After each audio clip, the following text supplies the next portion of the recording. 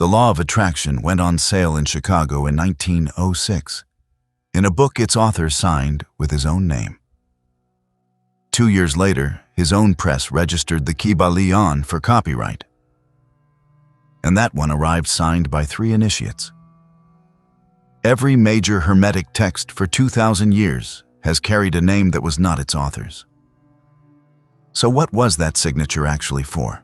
Begin with what the record does establish, because it is more than either side of this argument usually expects. There is a real Hermetic corpus. It was written in Greek in Roman Egypt in the 2nd and 3rd centuries of the Common Era. Brian Copenhaver edited it for Cambridge University Press in 1992 under the title Hermetica, and that is the edition scholars work from. The Greek manuscripts reached Florence in 1460. Marsilio Ficino translated them into Latin in 1463 at Cosimo de' Medici's request, and the translation was printed at Treviso in 1471 as the Pimander. A named translator, a dated press, a surviving book. Then in 1614, a philologist opened the Greek and read it as language rather than as revelation. Isaac Casaubon, in De rebus sacris et ecclesiasticis exercitationes the 16th, published in London, showed that the vocabulary and the constructions belonged to the Roman period, not to the age of the pharaohs. That dating has held for 400 years. It has never been overturned, so the tradition is real. It is genuinely old, and it is precisely dated.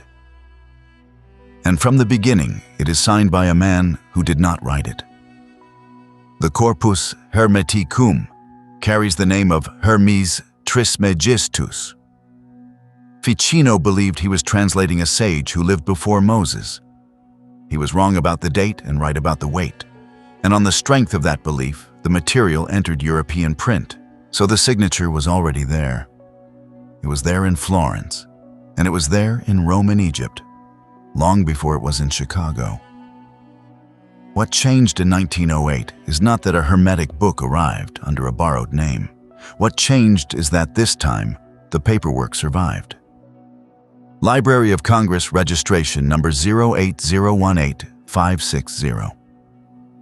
Chicago, 1908.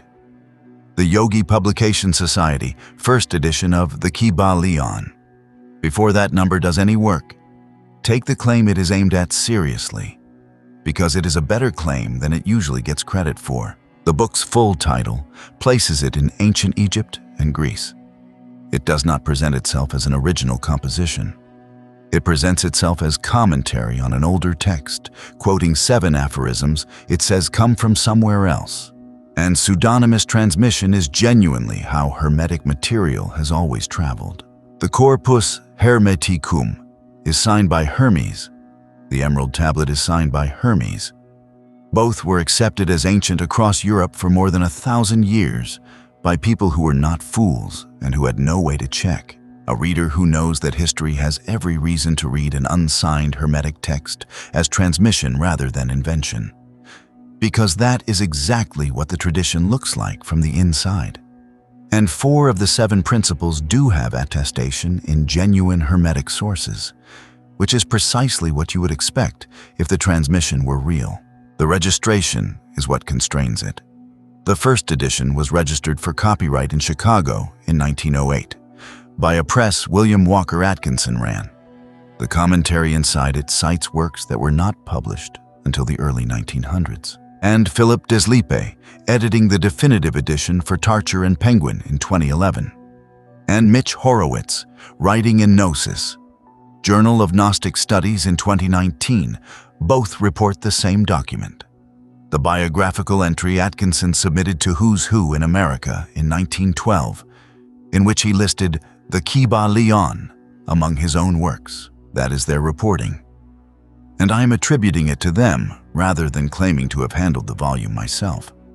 Now the skeptics' version of the same story, which is older and more durable than the believers', the theory that Paul Foster Case wrote it or that a committee of 3 did, has been repeated in print often enough to have the texture of established fact. Case was a serious figure in the same Chicago milieu. The book says 3 initiates on its face, and a widely circulated publication date of 1912 would place composition comfortably inside the window when Case and Atkinson could have worked together. Anyone reasoning from the byline and that date is reasoning correctly from the information in front of them. The date is the problem. The copyright and the first edition are 1908, before the two men would plausibly have met. The 1912 figure entered circulation through a 1940 edition that restated the original registration as 1912, and it has been copied forward ever since. Chappell's own article from 2013 opens by saying 1912, while its first footnote then cites the 1908 original. Deslippe argues that Atkinson was all 3 initiates. Others have proposed collaboration with Case or with Michael Whitty. The registration settles the date. It does not settle the roster, and this video is not going to pretend otherwise. What it does settle is this: the 7 principles are quoted, taught, and built on daily as a 2,000-year-old inheritance. The arrangement being quoted was assembled in Chicago, and of the 4 documents in this story, only that one has a receipt. One word, and it is the one almost nobody checks. Kybalion. It takes the form of a Greek neuter noun. It sits beside real Greek titles without friction, and the book makes only a modest claim about it: that the exact significance of the term has been lost for several centuries. That is the kind of thing that is routinely true of genuinely old vocabulary. Readers have proposed a link to Kabbalah and a link to the Greco-Roman goddess Cybele, and both are phonetically reasonable, given how much ancient terminology is contested, corrupted, or simply gone. A careful reader has no obvious reason to treat one more obscure title as manufactured rather than merely obscure. The difficulty is that the word has no attested meaning, not in Greek, not in any other language. Nicholas Chappell set this out in 2013 in the Journal of the Western Mystery Tradition. That is a specialist journal in esoteric studies rather than a peer-reviewed academic one. And I want to name it accurately, because his citations check out and his argument is serious, and it does not need to be dressed as something it is not. Deslippe, in the 2011 edition, finds no correspondence inside the text to either Kabbalah or Cybele. The proposed derivations have nothing in the book to hold on to. So the title is not a translation. It is not a survival. It is a word shaped to look like Greek, attached to a text that says its meaning has been lost. That is not a mistranslation. That is a signature. There is a second book, and it is the one this video is named after. Take the principle first, in its strongest form. Nothing rests, everything moves, everything vibrates. It reads as a natural companion to the correspondence axiom, and it maps cleanly onto real physics, which makes it feel like recovered knowledge that science later caught up with. The Hermetica do describe a graded cosmos later. Hermetic and Kabbalistic systems describe a cosmos arranged in planes and degrees. A reader who meets vibration language everywhere in esoteric literature from the 19th century onward will reasonably assume it entered that literature from the older tradition rather than the other way round. That is an inference from pattern, and it is a sensible one. A doctrine of vibrations is documented, and it is not Egyptian. David Hartley published it in London in 1749 in Observations on Man, His Frame, His Duty, and His Expectations. It is Newtonian associationist psychology, an attempt to explain how sensation becomes thought, and Barbara Bowen Oberg traced its structure in the Journal of the History of Ideas in 1976. Chappell argues that the Kybalion's vibration principle descends from Hartley. I want to be precise about what that is. Hartley's doctrine in 1749 is documented. The line of descent from Hartley to a Chicago book is Chappell's attribution, not a documented chain of transmission. and I'm not going to state it as one. What is documented sits closer to home. The vibration material appears 2 years before the Kybalion, under Atkinson's own name. In Thought Vibration, or the Law of Attraction in the Thought World, published by the New Thought Publishing Company in Chicago in 1906. The same ideas, the same idiosyncratic capitalization, and the phrase was not his either. Prentice Mulford was writing The Law of Attraction out in essays from 1886, collected in Your Forces and How to Use Them, published in New York in 1888. The concept was already in circulation. What happened in 1906 is that it was put on sale under one man's name. What happened in 1908 is that the same material went on sale under 3 initiates. The objection to that practice did not come from skeptics. It came from inside the movement. Horatio Dresser, writing A History of the New Thought movement in 1919, objected in print to the habit of claiming ancient pedigree for recent material. New Thought writers were doing it. Another New Thought writer said so at the time, and the record of that complaint survives. Same man, 2 books, 2 years apart. One signed, one not. Whatever the signature is doing, it is a choice, and it was made deliberately. Go back further to the oldest object in this story. The earliest surviving text of the Emerald Tablet is not Egyptian, and it is not Greek. It is Arabic, appended to a work called the Sir al-Khaliqa, compiled in the late 8th or early 9th century. Julius Ruska established this in Tabula Smaragdina, published in Heidelberg in 1926. Ruska's dating has not been displaced since, which puts the oldest object in this story furthest from the Egypt it invokes. And the frame around it is a transmission claim. The text is presented by Belinus, who describes finding it in a vault beneath a statue of Hermes. The story of how the text was found arrived attached to the text itself. Now set the 4 documents side by side. The Corpus Hermeticum, written in Roman Egypt, signed by Hermes. The Emerald Tablet, written in Arabic, found in a vault beneath a statue of Hermes. Ficino's Pimander, translated in 1463, understood by its own translator to be the work of a sage older than Moses.